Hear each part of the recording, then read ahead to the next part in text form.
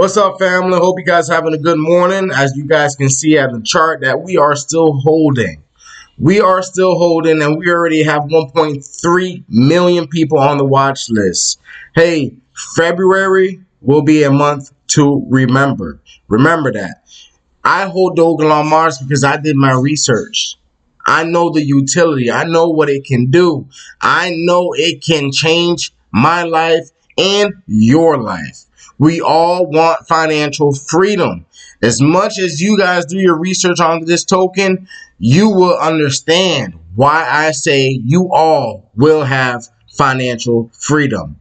If I look at the course of my life and look at investment wisdom, I'm reminded of a few things.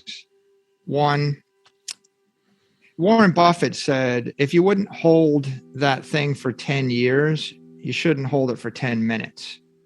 So if you start with this just Warren Buffett idea, find high quality property, high quality assets that you believe in.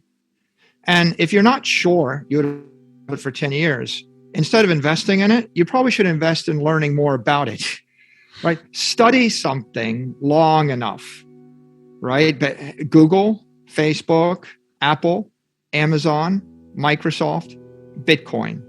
Study something long enough that you believe in it. And then when you buy it with a 10-year idea and be thinking, I'm going to just hold this investment. I'm going to hold this asset for a decade. By the way, the same is true with a house. If I bought a house, I wouldn't buy a house that I expected to sell in 3 years or 2 years. If you don't think you can live the rest of your life in that house, you could rent. I mean, when you buy a property, if you buy a piece of art, buy something that you love, that you're going to be committed to for a long period of time, because that's a higher test. And I think when people buy stuff and they're like, well, I know it's got bugs and I know there are problems, but I'm not going to keep it that long, right? What you've done is you've lowered your standards. When you buy your dream home and you say, I'm going to retire here and live here the rest of my life, you don't live in fear that you have to find some other sucker to sell it to, because you don't have to sell it, because you bought it, because you're committed to it, you're married to it. So I think that Buffett sets a good example there. He bought Coca-Cola stock 50 years ago or something. He still holds Coca-Cola stock. It makes things a lot easier. What it says is you're going to be mature. You're going to make a decision. They're going to make an allocation. And then you're not going to stress out every day, every minute, every week, every month staring at the price. Like if you went every dinner party, if you went out and you got drunk and then you met everybody and you said, hey, I want to show you my house. How much will you give me for it right now? People would be, you paid whatever, 500,000 euros for it. And someone's like, I'll give you 400,000 euros. You'd be so depressed.